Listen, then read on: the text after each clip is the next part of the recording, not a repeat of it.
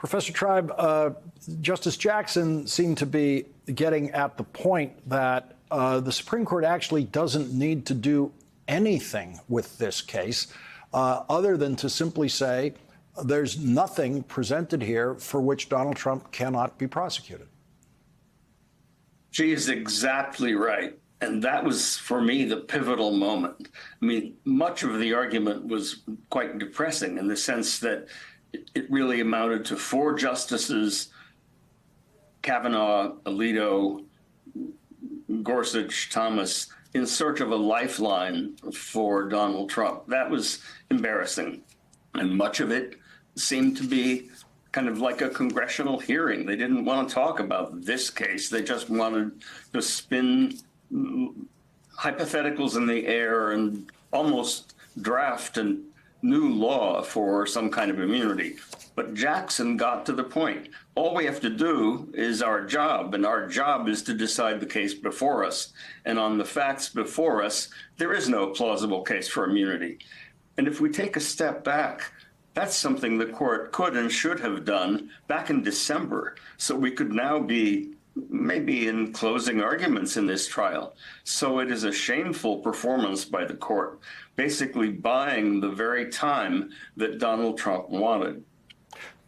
I do think, I'm just going to add, Lawrence, I do think that Neil and Andrew are right that it might be a silver lining, or at least a half silver lining. That is, if Justice Barrett's repeated point that we could decide this immediately and have a hearing quickly on the question of where the line between official acts and private campaign acts is drawn, and that kind of hearing would be one in which they wouldn't have to wait 88 days, as Judge Chutkan has said she would. If the case is sent back for trial someday, they could go right away, hold that hearing, and at least the American people before the election would see all kinds of evidence that, as Liz Cheney pointed out, the January 6th committee wasn't able to get. So that's a slight consolation. I want to listen to one thing that Justice Gorsuch suggested in his wild imaginings of this world in which every president is worried about being prosecuted. And he wondered, wouldn't they all just pardon themselves? Let's listen to this. What would happen if presidents were under fear that their successors would criminally prosecute them for their acts in office, whether they're engaged in drone strike, all the hypotheticals? I'm not going to go through them. It seems to me like one of the incentives that might be created is for presidents to try to pardon themselves. Do you have any thoughts about that? That is, didn't think of that until Your Honor asked it. That is certainly one incentive that might be creative. Of course, there was no reason for anyone to think about it before Justice Gorsuch imagined it. Well, Donald Trump has imagined it, no doubt, and he's probably surprised that his lawyer pretended not to have imagined it. Yeah, there's been a lot of literature about it. As Justice Jackson said at that point, come on, that's ridiculous. There's a principle hundreds of years old that nobody can be a judge in his or her own case. The court has never held that a self-pardon would be illegitimate, but that's a possibility. But the very idea that Gorsuch and actually Alito as well were kind of imagining the presidency as a bunch of crooks, typical, thinking the way the mob thinks. Oh, I'll just pardon myself on the way out. I mean, that just shows how pathetic it's all gotten. The so-called liberal justices were taking their job seriously. So was Justice Barrett.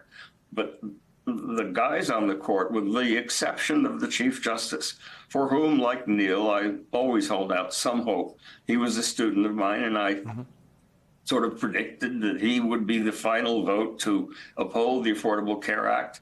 I'm a little less sanguine here because he made a couple of comments during the argument suggesting that he thought the Court of Appeals had not done a great job, even though it was a unanimous bipartisan decision, quite brilliant opinion. He said he thought it was a little circular. So he clearly wants to do something more on remand. But the main point is they could have decided it all back in December. If they felt a need to weigh in, they didn't need to wait for the Court of Appeals at all. In case after case, the court has simply picked a case and decided it after the district court. They did that in the Nixon tapes case. They did it in the Pentagon Papers case. It's become a more common practice. But instead of doing that, they stretched it out. They rephrased the question to make it very broad, abstract, academic almost. And then they set the argument for the last possible day this term. It's really shameful because even though none of the 9 justices could, with a straight face, and none of them indicated they would, say that they agreed with the extreme Trump position that he's absolutely immune from any prosecution for what he does, however criminal, while he's in office. Nonetheless, even though that's going to be the bottom line down the road, for all practical purposes, if he's reelected and picks an attorney general who does his bidding, he won't even have to do this crazy self-pardon business. He will simply get rid of the case by having an attorney general who fires any special prosecutor who would keep the case going. And then, for all practical purposes, the president has absolute immunity for everything that he might do. And as Justice Jackson points out, we have a new crime center in the Oval Office. Anybody who wants to basically launder all of his or her crimes becomes president, probably by hiding embarrassing information, or the kind of thing that's going on in the trial in Manhattan, becomes president, and then basically has a get out of jail free card forever.